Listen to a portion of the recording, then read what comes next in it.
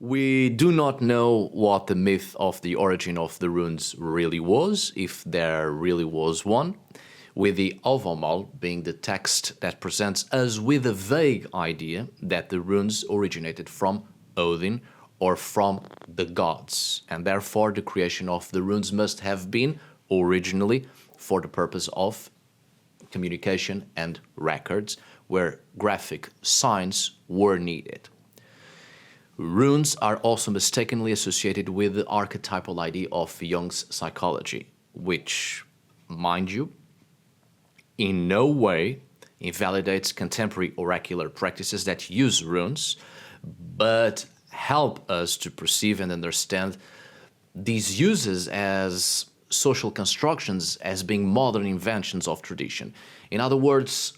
although the modern magical use of runes is not historically correct, or having been actually used for magic in the historical past of Iron Age Scandinavian societies,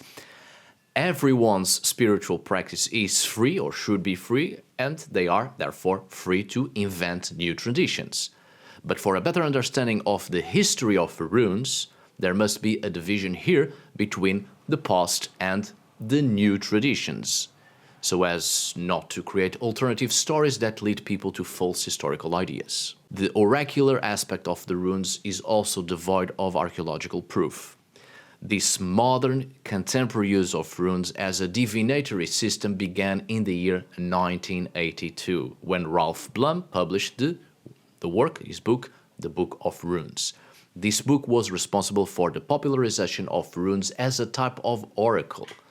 an idea that passed through the generations until now. In other words, the perception of runes as an oracle coming from an ancient system of the Germanic, Scandinavian peoples is not historically correct.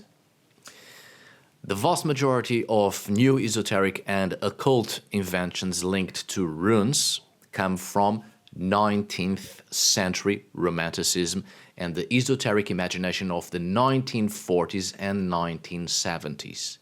We can even place the contemporary oracular runic tradition in a type of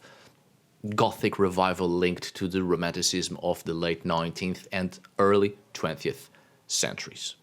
Runes are a form of writing that served utilitarian purposes and a wide range of purposes when it comes to describing people's lives, with the vast majority of historical runic inscriptions being linked to funerary themes, such as memorial monuments.